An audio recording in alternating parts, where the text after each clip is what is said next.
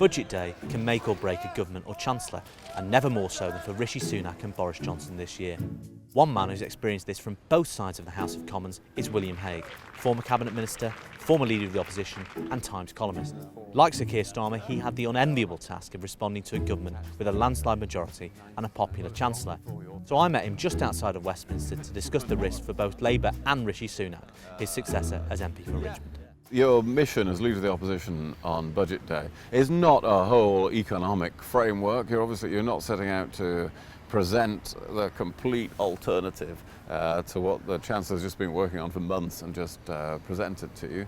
You've got two objectives. One is to raise the morale of your own side, because they've just been treated to this popular Chancellor who's got all these cards to play and is making his announcements in his own way, and no doubt will have done that in a way that's advantageous to the government. This can be quite depressing for your own side in Parliament. So one objective is to raise their morale straight away by showing there is a spirited counterattack that you can make straight away. We must always remember that rarely, if ever, has a government had such cause to be grateful to its predecessor for the state of the economy it has inherited.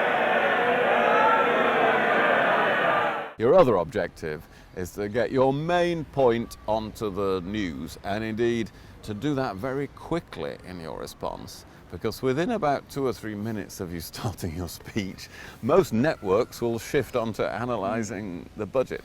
Well, as William Hague goes into an attack on the spending policies announced in the budget, and that goes on for some time, and there's a debate, of course, on the budget itself, let's have a look at the very thing he was talking about. How long does a government have to be on its guard after the dust has settled in the chamber? Well, certainly for a few days. There's certainly it would be a very poor budget that didn't get a good reception in the first few minutes, and then they nearly all do that.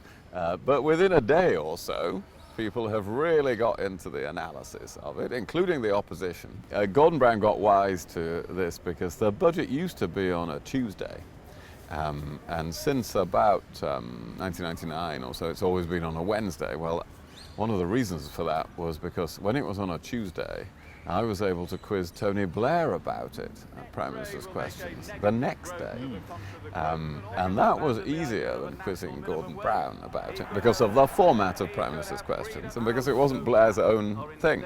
And I could go through the detail of the Red Book that is published about it and quiz Blair about it. As Brown seethed next to it. As Brown got furious with Blair's answers.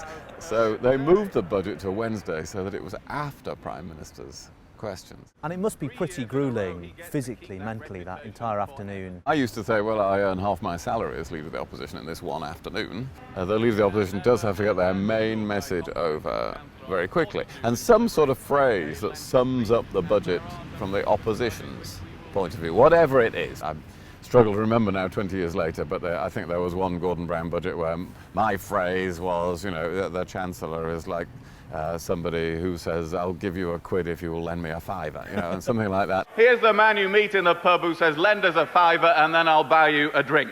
He is the pickpocket Chancellor who shakes your hand with a smile after he has stealthily removed your wallet. Which then, of course, on the 6 o'clock news, that's the response. And some response that somebody sitting at home can think, oh yeah, this budget is a con, like that, in the way that Hague just said.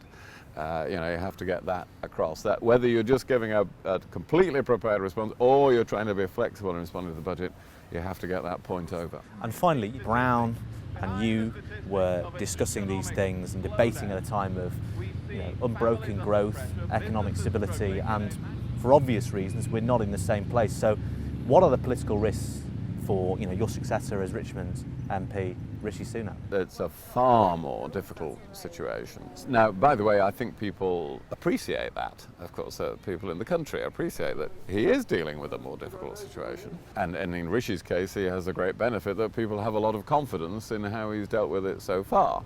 Well, what are the risks? Well, the risks are of people thinking either that he's doing something unfair or that he's losing that confidence. I don't think that will happen in Rishi's case.